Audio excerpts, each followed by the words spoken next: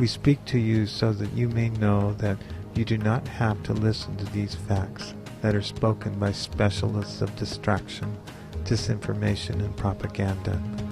Do not accept or help propagate the evil of these lies. The world is undergoing a massive transformation where the light of the fifth sun is shining forth with more and more power and is bringing this power into the earth, which is radiating out into you. Because of these greater energy streams which are coming forth, the Dark Masters are attacking you with more and more force in every way possible to keep you from attuning to the higher frequencies. In this place there are so many who are now distracted. The Dark Masters are winning the battle to keep you from opening up to peaceful, beautiful, loving, unifying energies which speak truth. The truth is that there is no death that can take away life, and dark cannot take away the light.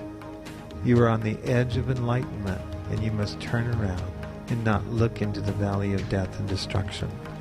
Look to the future vision of the goodness and the hope for all humanity.